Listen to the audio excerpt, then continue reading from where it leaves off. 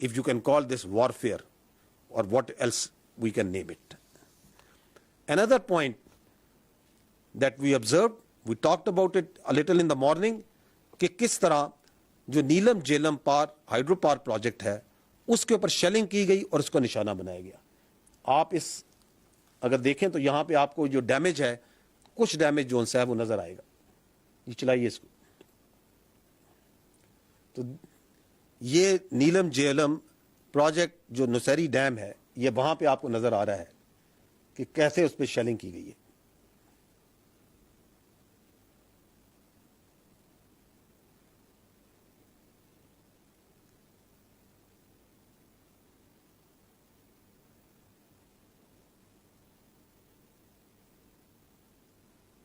Important point to note از کہ اس کے بارے میں آپ کی انٹرنیشنل جو کمیونٹی ہے یا کنونشنز ہیں وہ کیا کہتے ہیں. I will take a minute so as to bring to your notice کہ article 54 of the 1977 additional protocol 1 of Geneva convention, کیونکہ یہ کچھ کنونشنز ہیں, کچھ نارمز ہیں جس کے مطابق تمام ممالک ایک دوسرے اس آرڈر میں زندہ ہیں.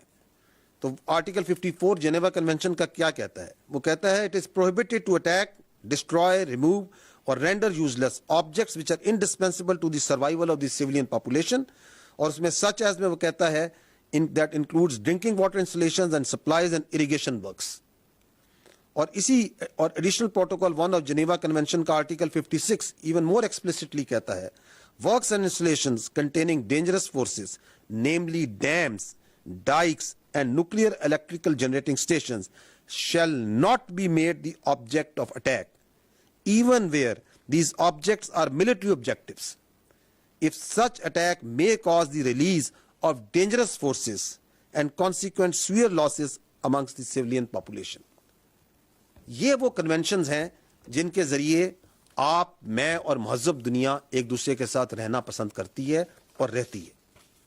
اور جب آپ ہائیڈرو پاور اسٹرکچرس کو, جب آپ ڈیمز کو نشانہ بناتے ہیں تو you are in blatant violation of all these norms.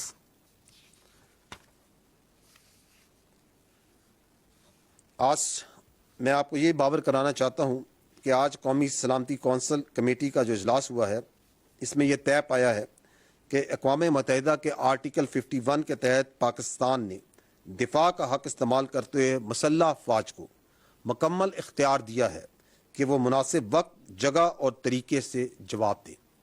قومی سلامتی کے اعلامیہ میں یہ بتایا گیا ہے کہ in consonance with article 51 of the United Nation charter, Pakistan reserves the right to respond in self defence at time, place and manner of its choosing to avenge the loss of innocent Pakistani lives and blatant violations of its sovereignty.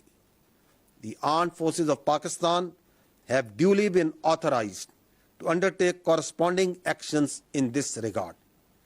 Pakistan remains committed to peace with dignity and honor and reiterates that it shall never allow any violation of its sovereignty, territorial integrity, or permit any harm to its proud people.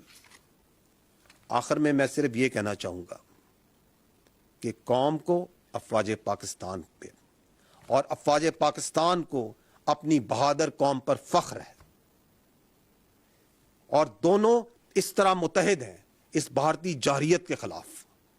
اور ہم اپنے اس عزم کا اعادہ کرتے ہیں کہ ہماری امن کی خواہش, ہماری امن کی شدید خواہش کو کبھی بھی کمزوری نہ سمجھا جائے, کیونکہ اپنے عوام کے تحفظ پر, اپنی زمین کے تحفظ پر افواج پاکستان کبھی کوئی سمجھوتا نہیں کریں گی. میں یہاں پر پوری پاکستانی قوم کو خراج تحسین پیش کرنا چاہتا ہوں افواج پاکستان کی جانب سے کہ کس طرح اس بھارتی جارحیت کے اوپر وہ یکجا ہو کر نکلی, یک زبان ہو کر بولی, اور کس طرح افواج پاکستان کے ساتھ کندھے سے کندھا ملا کر اس کے سامنے سیسا پلائی ہوئی دیوار کی طرح کھڑی ہے. آپ سب اپنے ارد گرد, اپنے گھروں میں, اپنے گلی محلوں میں, اپنے شہروں میں, اپنے گاؤں میں اس جگانگت کو, اس ریزالو کو, اس اینگر کو یقیناً فیل کر رہے ہوں گے. I'll just show you a very small clip of this part.